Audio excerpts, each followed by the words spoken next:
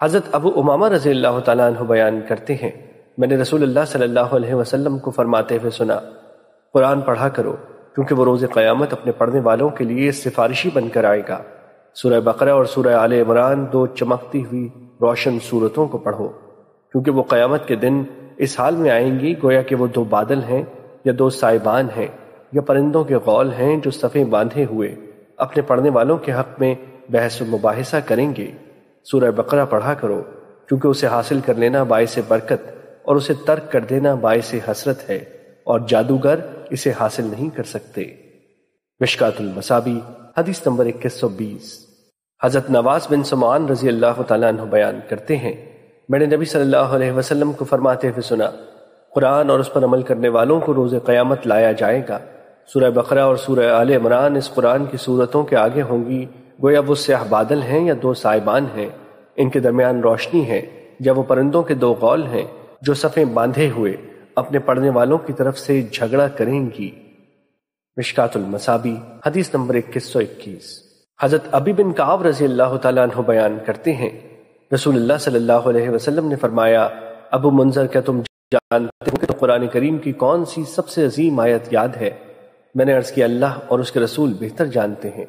آپ صلی اللہ علیہ وسلم نے پھر فرمایا، ابو منذر کیا تم جانتے ہو کہ تمہیں قرآن کریم کی کون سی سب سے عظیم آیت یاد ہے؟ میں نے عرض کیا، اللہ لا الہ الا هو الحی القیوم۔ حضرت ابی بن کعب رضی اللہ تعالیٰ عنہ بیان کرتے ہیں، آپ صلی اللہ علیہ وسلم نے میرے سینے پر ہاتھ مارا اور فرمایا، ابو منذر تمہیں علم مبارک ہو۔ مشکات المصابیح حدیث نمبر 2122۔ حضرت ابن عباس رضی اللہ تعالیٰ عنہ بیان کرتے ہیں، اس دوران کہ جبرائیل علیہ السلام نبی صلی اللہ علیہ وسلم کے پاس بیٹھے ہوئے تھے کہ انہوں نے اپنے سر کے اوپر سے زوردار آواز سنی تو انہوں نے اپنا سر اٹھایا اور فرمایا، یہ آسمان سے پہلی مرتبہ ایک دروازہ کھلا اور اس سے ایک فرشتہ نازل ہوا ہے۔ جبرائیل علیہ السلام نے فرمایا، یہ جو فرشتہ زمین کی طرف نازل ہوا ہے اس سے پہلے کبھی نازل نہیں ہوا ہے۔ اس نے سلام عرض کیا تو کہا، آپ کو دو نوروں کی خوشخبری ہو، وہ آپ ہی کو عطا کیے گئے ہیں، آپ سے پہلے کسی نبی کو نہیں دیے گئے۔ سورہ فاتحہ اور سورہ بقرہ کی آخری 3 آیات، آپ اور آپ کے متبعین ان دونوں میں سے جو حرف دعا پڑھیں گے وہ آپ کو عطا کر دیا جائے گا۔ مشکات المصابیح حدیث نمبر 2124۔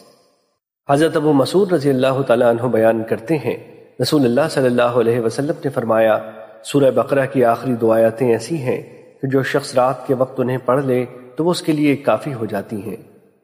مشکات المصابیح حدیث نمبر 2125۔ حضرت ابو دردہ رضی اللہ تعالیٰ عنہ بیان کرتے ہیں، رسول اللہ صلی اللہ علیہ وسلم نے فرمایا، جو شخص سورہ کہف کی ابتدائی 10 آیات یاد کر لے تو اسے فتنہ دجال سے بچا لیا جائے گا۔ مشکات المصابیح حدیث نمبر 2126۔